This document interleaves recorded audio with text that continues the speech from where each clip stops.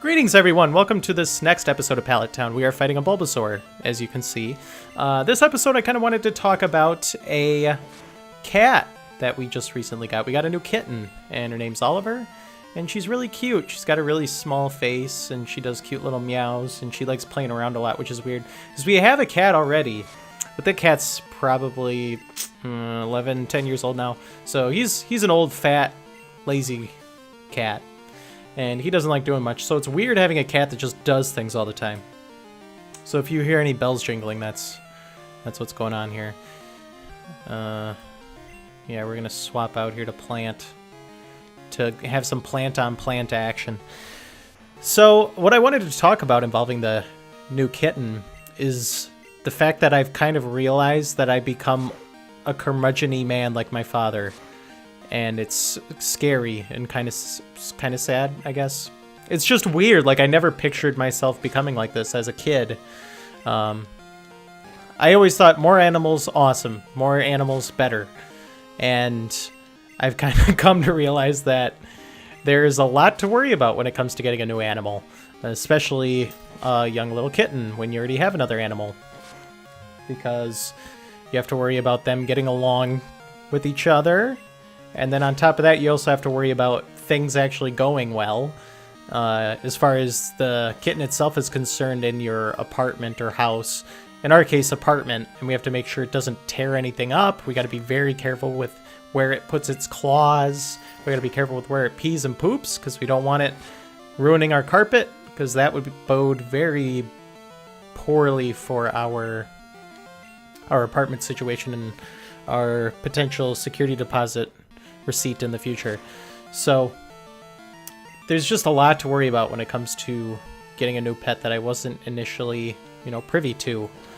And just the added fact that you have to buy a bunch of stuff related to it. Like, we got a new kitten and we already have a cat, but we got a new litter box just in case. We got a new food bowl, a new water bowl just in case they didn't get along. We got a new collar. We got new toys for the kitten because our current lazy cat doesn't play with any toys. I mean, he will a little bit, but then he'll get frustrated and just run off and be like, I'm sick of this crap. I'm not doing this anymore. So yeah, buying an animal is stressful, and I completely understand where my dad was coming from, but there's still people out there who are just carefree and just want all the animals. And I guess I can kind of understand that. Not entirely. I mean, once you get an animal and everything is fine, you get over that initial anxiety hump of just worrying about everything related to getting a new animal.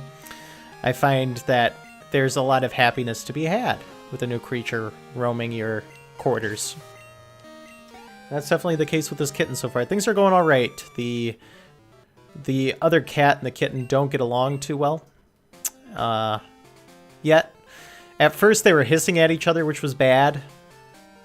Okay, I wasn't sure if that guy was gonna hit me up, because I want to get out of here. Okay, I want to heal up. That's what I want to do. Oh, cool. We're still in Goldenrod. Awesome. I left off somewhere around here. But yeah, like I was saying, the two cats still aren't getting together extremely well as of yet. But hopefully they'll warm up pretty quickly. They're not hissing at each other anymore, which is good. And I'm trying to do my best to train our kitten properly. It was already litter trained, which is great. Like, the kitten's going to the bathroom in the litter box, which is fantastic. Don't have to worry about that. But what I do worry about is the cat scratching everything, because it's got claws, and our other old cat is declawed, so it doesn't have any claws to scratch things with. And so we don't have to worry about that cat so much. So this whole what is it going to scratch next thing is kind of new to me, at least. And I'm trying to make sure it doesn't scratch our new furniture, because we just got a new couch that's fabric. And so if it scratched that, it would be very bad. So that's like an $1,800 investment that the kitten could potentially be damaging and devaluing. But it is still under warranty. And so it's possible that they would repair it or give a replacement for it. Something like that. I don't know. I don't know how furniture works, really. It's the first furniture that I bought that wasn't from Amazon. So, a lot of new things for me living in this new apartment. One thing that I noticed about adult living in general is that there's just so much more that you have to worry about on a day-to-day basis. And it's just a bunch of stuff that I wasn't privy to as a kid. And I don't know how I feel about that, because my parents subscribe to the theory that they want life to be as easy for their kids as possible. And I feel that that worked, that technique or those methods worked very well for my earlier years, before I would even be able to comprehend any of that stuff, any of the financials, any of the adult responsibility stuff. But as I got older and started to hit kind of that puberty age, like 13, 14, or 12 even, I kind of developed a want to know more about this adult life stuff that my parents continued to kind of just shield me from. And they felt like they had to keep me insulated and away from real life scenarios and circumstances. And as such, it caused me to feel, I don't know, it caused me to feel kind of insulated, and it made me feel like I wasn't being treated like a full human being yet. And it was very frustrating to me. And so I was completely unaware of a lot of the, you know, daily stresses of adult life until I just kind of was dumped in it. And now I've come to realize a lot of things which are very interesting in this change of perspective. What did he do? He fled? Certain things like money. I find that money is probably the main difference between my kind of teenage life and my current adult life. Because as a child, I would get paid or like get allowance or something like that, and $10 would be like a lot of money. So it would be 10 whole bucks, and you could save onto that $10 forever and just wait until you had the opportunity to buy something that you've wanted.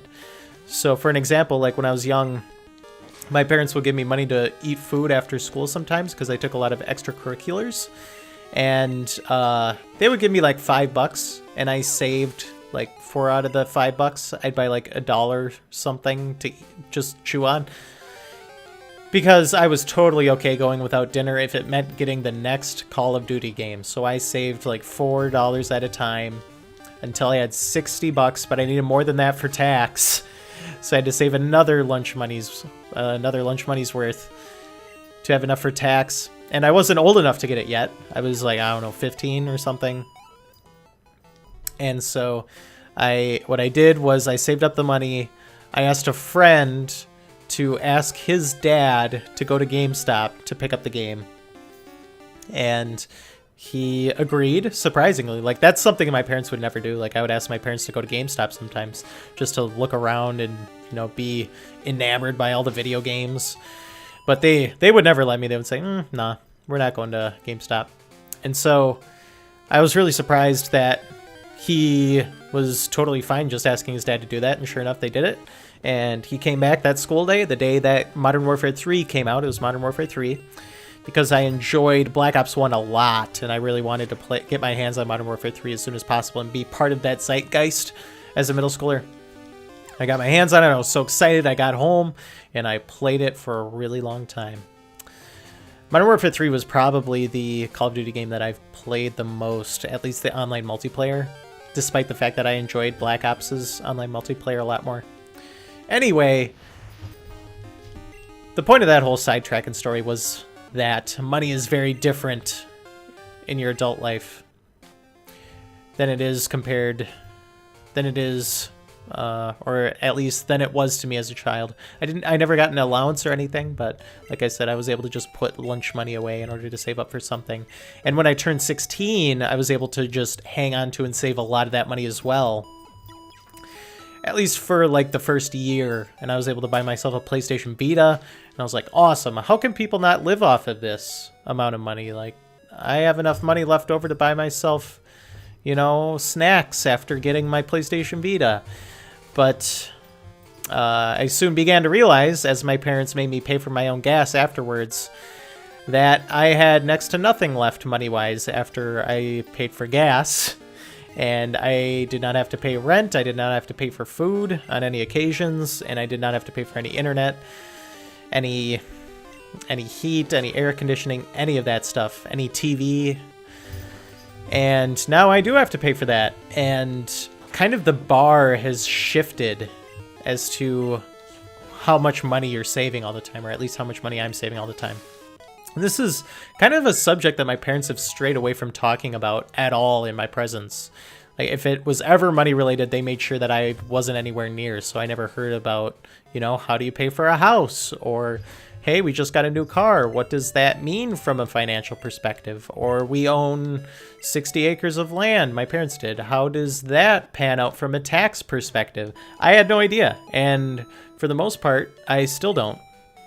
But now I am able to realize that you make a lot of the money that you make solely for the purpose of paying your weekly, monthly, bi-weekly, whatever bills.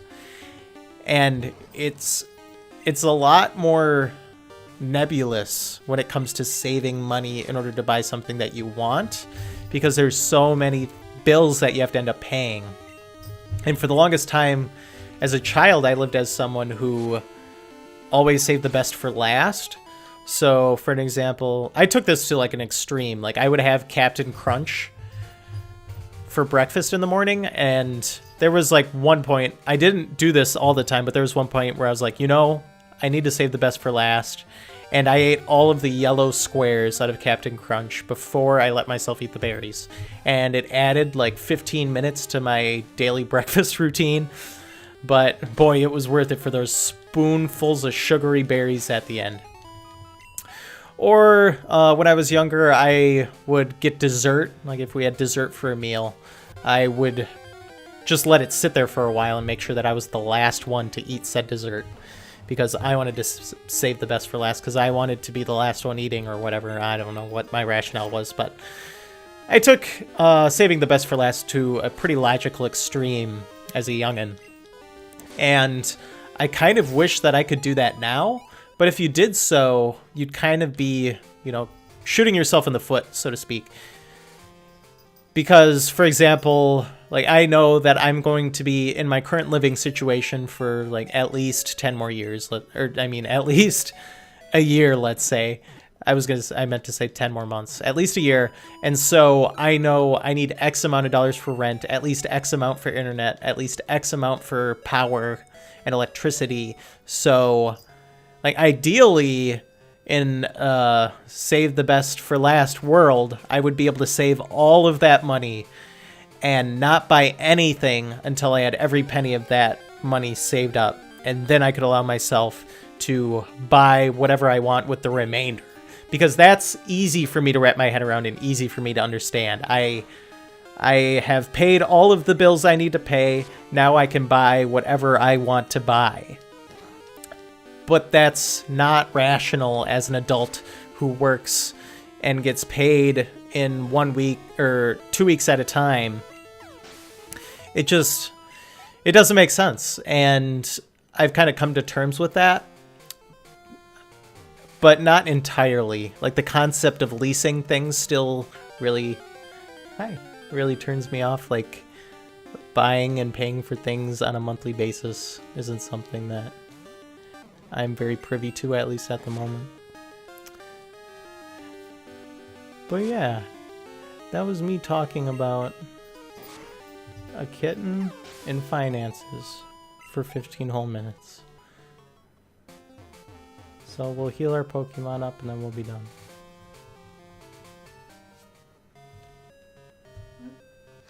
I think she's over there somewhere. I hear her. Do you hear her?